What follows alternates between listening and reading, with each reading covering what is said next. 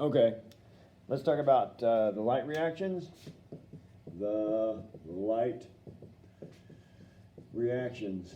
The light reactions happen inside what's called the thylakoid. The thylakoid is a very small membrane bubble that's inside the chloroplast. So outside here is what's called the stroma. The stroma is the fluid inside the chloroplast, but outside all the thylakoids. The thylakoids are stacked up in great big stacks called grana, okay? So the light reactions are occurring inside of that thylakoid. Those thylakoids are in the business of making two products for photosynthesis. The first product is NADPH. NADPH is a high energy electron carrier.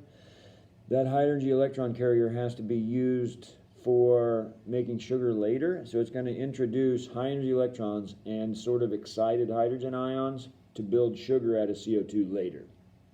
But we have to have that for the end product of sugar. The other product we have to come up with is ATP. ATP, again, is an energy carrier, but this particular energy carrier is carrying a high energy phosphate. And so it's more about bond energy than it is high energy particles.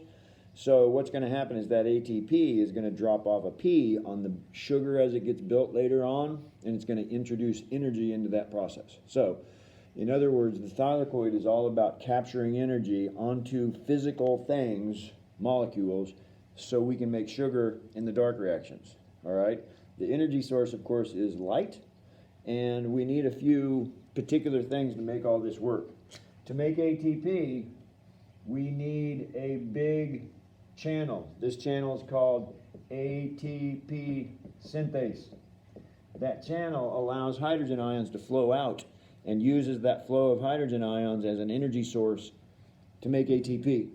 So this thing is holding, ATP synthase is holding a P, which is a phosphate, and an ADP, which is the low energy form of ATP, okay? Then we have a bunch of what are called cytochromes. That's a cytochrome, that's a cytochrome, that's a cytochrome, that's a cytochrome. Cytochromes are electron carrying molecules too, but they're not going anywhere. They stay attached to the membrane of the thylakoid. In between the cytochromes are pumps. These are what are called hydrogen ion pumps, or what are called proton pumps. They pump hydrogen into the thylakoid when they have an energy source. The energy source is going to come from electrons as they fall down the electron transport chain. So the cytochromes are going to carry electrons, excited electrons. As electrons fall down those cytochromes from one to the next and the next and the next, that energy is going to be released. It's going to be used to pump hydrogen ions in and create a gradient, okay? So we're going to build a gradient inside here. Down here is a photosystem. Over here is a photosystem. Photosystems are where all the pigments are. Green pigments, red pigments, orange pigments, and so on and so forth. These pigments are what capture sunlight, okay? So the only place where sunlight is even used at all is at these photosystems. This is one's called PS2 for no good reason. This one's called PS1. Photosystem 1 is the second one. Photosystem 2 is the first one. All right. One more thing. Over here, we need another enzyme that holds NADP+. NADP+ is the low energy version of NADPH. Okay, this is when it's carrying excited electrons. This is when it's not. So this is the oxidized version. This is the reduced version. All right, so we're about ready. We've got all the pieces and parts in place. All we need is water and sunlight, and we can get this thing going. So the sun comes up, starts blasting these pigments. Sunlight is hitting that. Sunlight is hitting that from the outside world, and this is getting those pigments all excited, and the electrons are starting to jump around. They're absorbing energy, they're dropping back down, they're absorbing energy, they drop back down, and this releases the energy as it goes. Well, once water gets involved, we can send this thing on its way and start this circuit running. And it really is an electric circuit because the electrons are going to be sent through. As soon as light hits this green pigment, chlorophyll A, 2 electrons go flying out of here. Those 2 electrons now are excited electrons, and as long as they have somewhere to go, which is the cytochrome, the first cytochrome 1, they won't have to drop back down. If they drop back down, they'll just release light. Okay, so we don't want light, we want to actually use these electrons for energy. And so those 2 electrons get accepted by this cytochrome 1. Those 2 electrons now have to be replaced or chlorophyll will fall apart. The electrons are stolen from water. 1 electron from that H, 1 electron from that H, and that's going to replace the 2 that we just left. If you don't replace them, the chlorophyll falls apart, and you don't have chlorophyll again. So this now, the water now falls apart instead. The water falls apart into H plus and O, right? The oxygen comes loose, the hydrogens come loose because we just stole their electrons. The electrons now are going to be shot up here, and they pass from one to the next to the next. Each one of these cytochromes passes the same 2 electrons down, down, down, down. The energy gets released.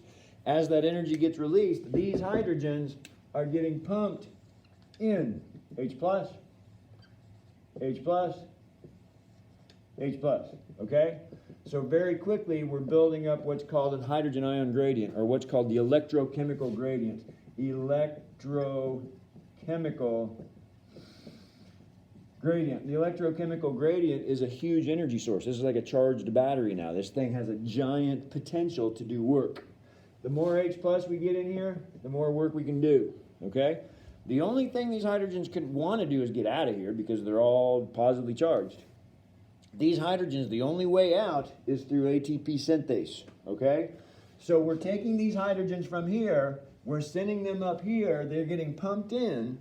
Every 2 electrons that get sent out, there's 1 more water molecule that gets destroyed. So thousands of water molecules are destroyed per second as we strip electrons, water falls apart. Then O2 gets released.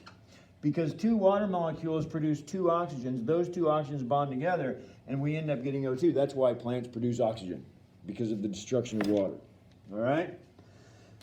These hydrogens are wanting to get out. They go flying out of ATP synthase. As they go flying out, as these H pluses go moving through that channel, this thing starts to spin.